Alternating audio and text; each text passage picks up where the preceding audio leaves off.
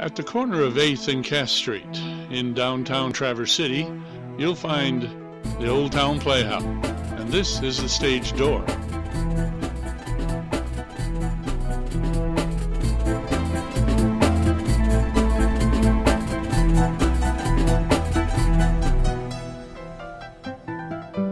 Hello, welcome to Stage Door TC for March 2014. We have a lot to do today. We're going to discuss once again the schedule, the 2014-2015 schedule for the season for main stage. And next month we'll do the studio shows. We're going to interview Denny Don Hunting, who is the director for the upcoming auditions for Steel Magnolias, a wonderful comedy play which will go up in May. And then we have some additional things going on, some stagecraft. So stay tuned for Stage Door TC March 2014.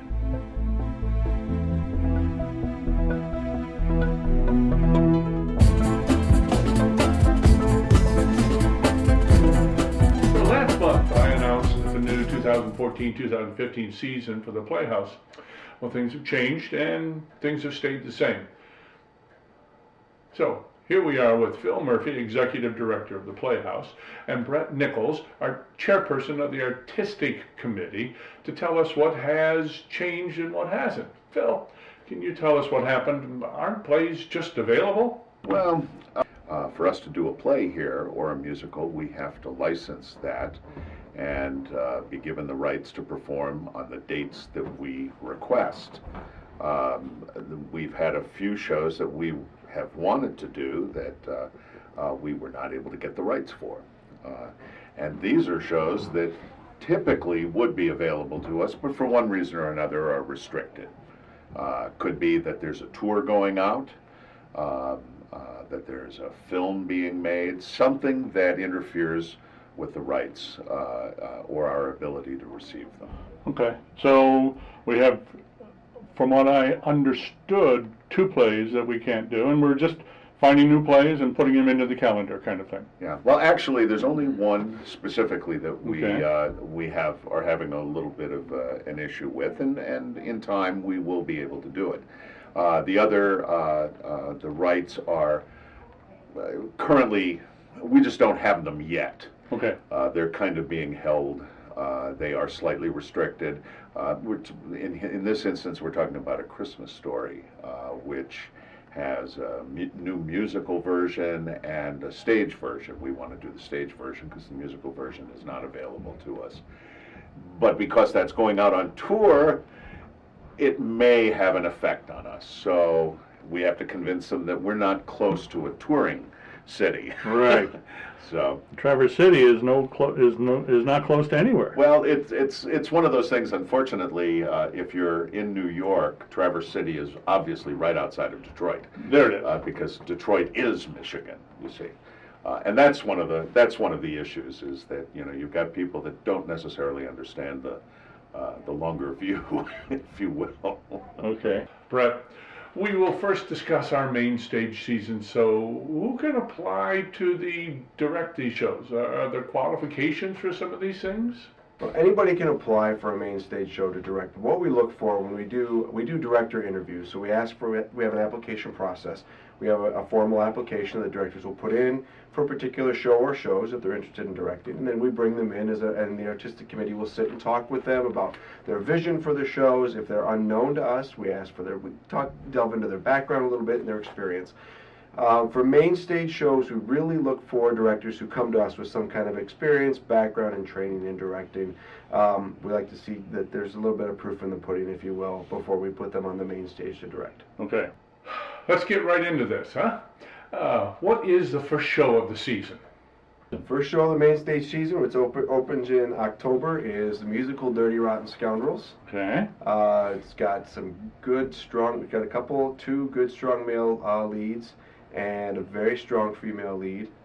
for that, and then a huge musical ensemble chorus. Could be as big as we want to make it. We're very excited about that. Super. Now, when would that audition? Usually 2 months? That'll audition in July. In July. It auditions the third week of July. Okay, so you'd rehearse August and September, Yep. and you go up in October. Yep.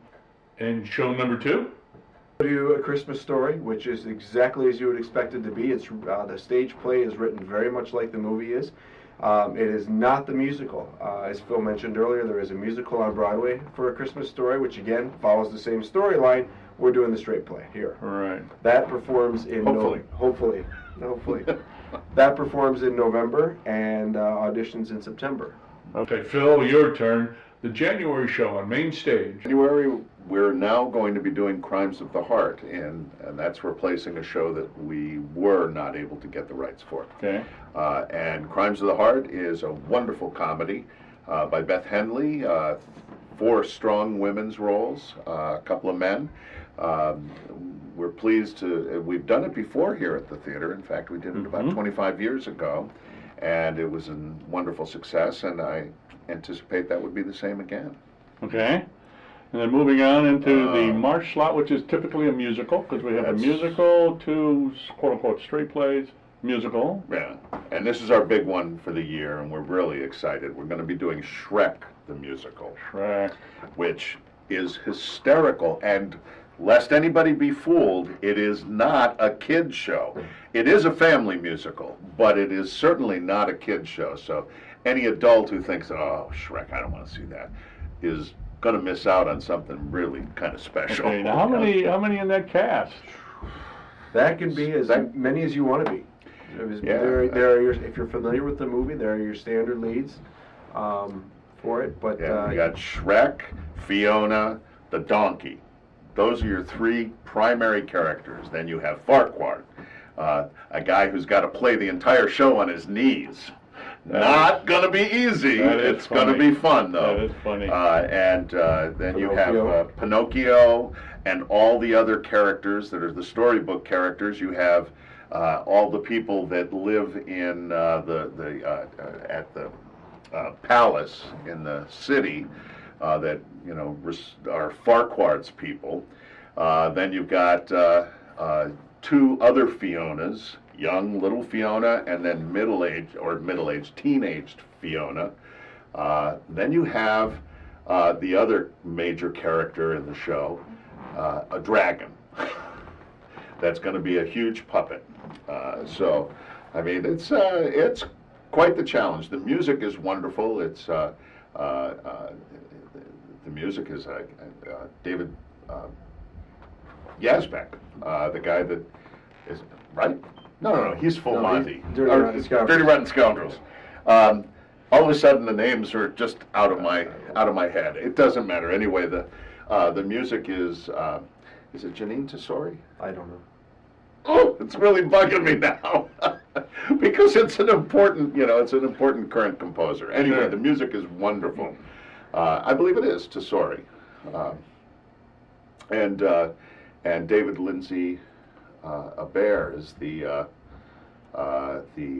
book writer. Okay. Now that's messy. You can cut that out. The music is written by Janine Tesori, and the book is by David Lindsay Bear. All right. And 2 contemporary artists. Very popular. Exactly right. Super. That's gonna. I've watched a little bit on the web.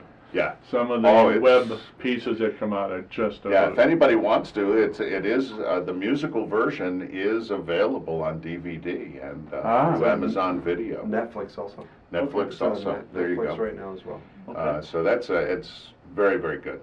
Okay. Shrek is one to look into for auditions, but we still have one more show in this season. Brett, tell us what the last show to round out the season. Rounding out the season is a hysterical comedy called Becky's New Car. Oh, is it ever? Yeah. Wow. Yeah, that opens up in May. That auditions in March. It's got roles for 4 men and 3 women. Absolutely hysterical. A woman who works for a car dealership meets kind of a socially inept rich guy, and they go off on an adventure together, and the show just kind of follows them and all the hilarity that goes along with it. It's also a little bit heartwarming. It's not total comedy. It touches the heart a little bit, but it's a hilarious show. Also, audience involvement. Yes, it's true. I mean, there's time when she comes down and hands somebody a stack of papers and a stapler and says, And "Coley." drags people, yeah, I remember people go that up now. and help her Yeah. do things on stage. It's really, it's delightful to have a contemporary comedy that is as funny as I think anything Neil Simon ever wrote. Okay. It's got that kind of quality to it. Right.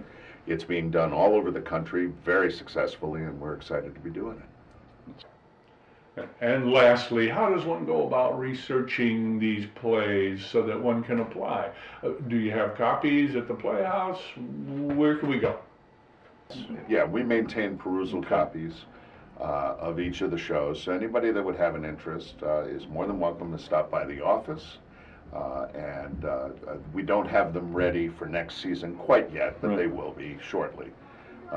Probably in early March. They'll be available for someone to come in, and they can put down a deposit, take out a script, and then we expect it to come back. Or they're more than welcome to sit in our library and read if they want. And Yep. I think that Okay. covers it. Yeah. And when are applications due? The official call for applications hasn't gone out quite yet because we're waiting to make sure that we have shows, and I think we're pretty solid. We'll get it out, but typically we'll give 30 days, 30 to 45 days or so.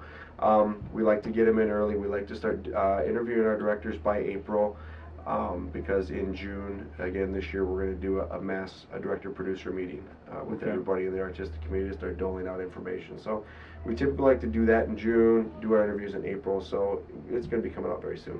Not only can you audition for roles, but if you are not a stage person but want to get involved, we have plenty of backstage opportunities that you can apply for during auditions, right? Absolutely.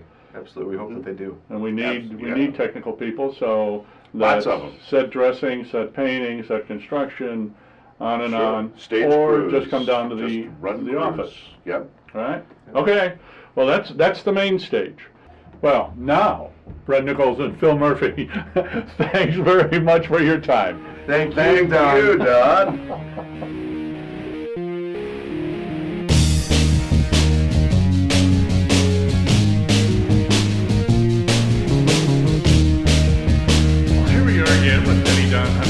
Doing a back-to-back, as it were. We had you last week or last month talking about what it takes to be a director. Right. And now we're going to talk to you about as a director on Steel Magnolias. Right, I have a great age. You certainly do. Here I am again. We'll have to go out to your trailer afterwards and have some of the Zinfandel that... Okay, yes, it's in my trailer. Talking about Steel Magnolias. Yes. It's auditioning in March, and what is those dates for the March? 3rd and 4th, Monday and Tuesday. Monday and Tuesday, are you going to have a callback? I doubt it very Okay. much. I usually see what I need to see in 2 nights, and I know what people can do. And I think callbacks are valuable for Sure. 50 people in a musical. Right. But 6, not. Okay. I think we can do that. And then it plays when? It plays in May, after the first weekend in May. Okay. It's a main stage show? Main stage show, 3 Okay. weekends, 2 Sundays, and a strike. Okay. Now let's find out the crux of the whole situation, Steel Magnolias. We all know it's about 6 women, and no men need apply. The men need to apply.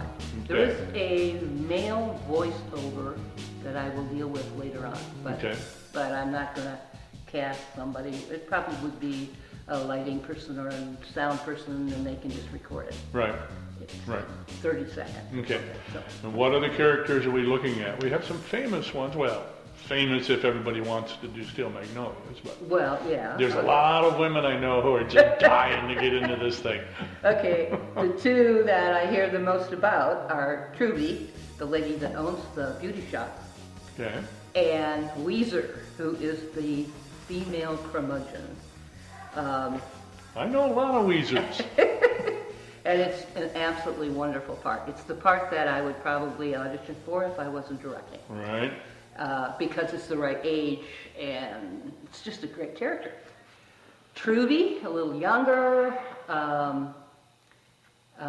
sharp-witted, knows everybody in town, has known them for years. Her famous line is, "There is no such thing as natural beauty, so use all the hairspray you want." Okay. Yeah. And she has a clientele of people that, the mayor's widow, Shelby and her mom, Malin. Malin is a director of a community mental health clinic. Mm-hmm. Okay. And her daughter Shelby is getting married when we open the show. And their friend, the mayor's widow Clarice, who is always talking about sugary recipes of some kind. And Annelle, who at the beginning we don't know much about, she comes in and gets a job as a beauty shop assistant. And then we find out a little bit more about her background as we go along. The poor lady doesn't know whether or not she's married because her husband walked out on her and took her money and her car, and maybe that he's a criminal, but the police are after her, and she couldn't, lots of wonderful. Right. A woman with a past at 20. So we have some nice age ranges. Oh, yes, from about 20, and now could be younger than that, even 18 to 20. Okay. Shelby, probably about 25. Okay. Mom, double that, plus, or if we like. Sure. Weezer and Clarice, probably about the same mid-60s. Okay. And for me, it won't be so much the number. Mm-hmm. It'll be the look of the person, how well they deal with that character, and the balance in the show. I don't expect to go by what everybody puts on their audition sheet. I am 47. Well, you're not going to be in the play. So it's going to be a lot of women coming out for this play. There's a lot I'm hearing of talk, that. I'm hearing the chatter. Yeah. What's going to be the edge? What can they do to make it better, to make you look at them closer than somebody else? What do you think they should be doing? Have read the play when you get here. Okay. So that you understand the connection between the characters. When we get into doing scenes, it's always nice if people understand who these people are. Sure. And how they have fit together and what we're talking about in that particular scene. Okay. So read the play. Bottom line. Yeah. Okay. For any show, but yeah. For this one, because of the competition, you're going to really need to bring your A game for this. I am not concerned about an accent at this point in time. Got one? Try it. Go for it, because I like to find that flexibility in an actor. But we will have an accent coach. We have a wonderful lady, Diane M. Clark, who asked if she could do this, and I said, "Oh yeah," and she's going to help the gals learn how to sound like they're from northern Louisiana and like they grew up in that town. So she'll help develop that accent for people. Okay. But bring what you have. Bring what you have.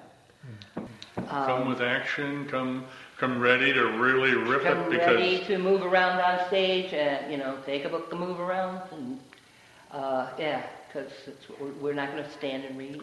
Right. It's going to be a mover. It's going to be a mover. Okay. So and I probably will have fairly cold reading, because I don't like having people go off into another room and then come back. They've missed something, and this is an ensemble, truly an ensemble play, and I'd like everybody to have the opportunity to see what each other is doing, build on. Oh, I like what she did. Go for it. Steal completely in. Blindly. And do what you got to do. Do what you got to do. All right, let's review this and make sure we get it.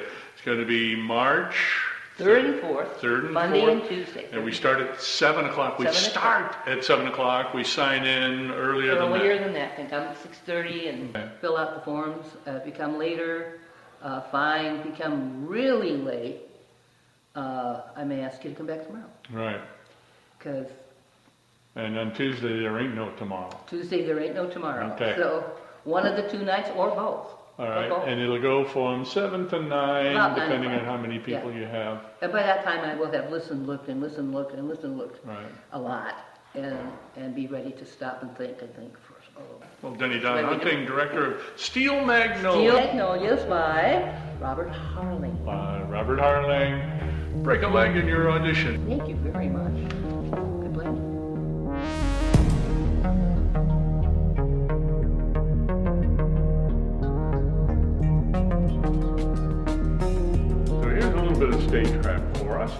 How do we move on stage?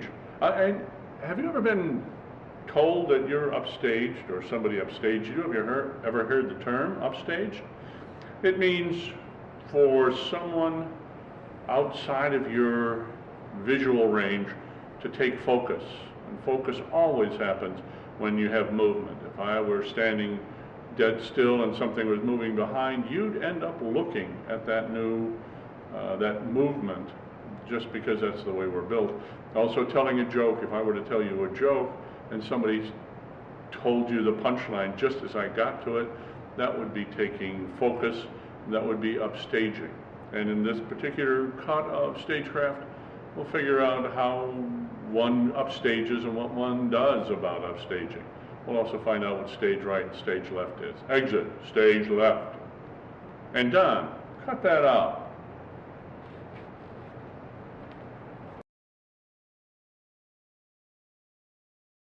Okay, here we are on main stage now, with the set construction going on for Sound of Music, which opens this month. And Joe Truby-Roja is here doing some construction, so he's going to be upstaging me in a way. But when we talk about upstage, let's put on the lines here now that we have an open stage. We'll put on the lines here to demark the various locations of our stage. So we have downstage, we have center stage, we have upstage, stage right, stage left. We know it's right and left because we go to the lip of the stage, which separates the audience and the stage. And as we look at the audience, this is always right. Even if I'm looking like this would be right, even though I'm using my left hand. So now we know how to get right and left. We know this is down, this is center, and this is up. And we know that when we're upstaged, typically I'll be working down here, Joe's upstage, he's upstaging me. And the ways to counter that, well, first of all, what's countering? Countering is movement opposite somebody else. Well, first, even before that, a director will watch you. And when you have a line and he says move stage right, you move stage right. Now, if there's furniture there, it's not meant to stab into the furniture. It is meant to get generally right someplace. So you get over here, close to the furniture, maybe in front of the furniture, maybe he'll say down in front of the furniture, he or she, as a director. And then in your script, you'll write SRD, stage right, down. And that allows you to know when you're reading your script where you're supposed to go, and helps part of the memorizing, helps part of getting your getting movement with other actors. Another thing that'll happen is an actor stands to your left and is directed to go right. Your choice should be to counter, which means goes the opposite direction. Not necessarily back where they were starting from, but offset. If everybody's crowded around in a small space here, like Brittany, come over here. See how we're all together? We have all this stage open with no activity. So what you want to do is get some sort of distance between your players. There are certain times when you need to be together, but mostly you need separation to take up more room on the stage. Now that we know what countering is, when you have somebody upstage of you trying to deliver a line or something, in order to counteract that action, you can always counter up to them. Never turn your back. We don't like turning backs at all. Audiences don't like it. We're on stage so that we get to see the audience and get to see us. So we never turn around and walk up stage. We somehow figure out how to go backwards and get on level with them. We can also invite them down by just looking at them and somehow indicating down. The other thing we can do, we look at them, we start our talk, and then we go back to the audience. Audience is always interested in seeing faces, and they will understand that we're talking to them but looking out at the audience or looking off into the distant future or something. So that's how you would counteract an upstage. And And if you can't, you ignore them and you talk out to the audience. That's Stagecraft 101.5. So here we are. We've come to another end of a Stage Door TC for March 2014, but we do have some more information to pass on to you. First of all, Good on Paper, which is our professional improv group here at the Old Town Playhouse every other Saturday night, performing March 8th and the 22nd. Doors open at 10:30. Performance is 11 o'clock for 1 hour. Sticky buns and coffee for free. Make sure you get here early. And it's, I'm going to say adults only. It's they have some very nice stuff, funny, but it's also adult material. The Old Town Playhouse Young Company will audition Treasure Island March 10th and 11th on the main stage at 4 p.m. from 4 p.m. to 6 p.m. It's the traditional swashbuckler Treasure Island. For more information, go to the Old Town Playhouse Young Company's website at otpyoungcompany.com. Still our Young Company is our education arm for youth. We have our Age to Perfection group. That's our Readers Theater for seniors over 55. They meet Saturdays and they meet once a month on Friday. I don't have those dates. I'm not kept abreast of them, but we do have information following that will allow you to connect with them. Remember, it's Saturdays, 10 o'clock, Friday. Look on the web. And that brings us to the Old Town Playhouse website. This is the website that has all the current information on performances, auditions, times for the Good on Paper, times for the Young Company, times for Age to Perfection.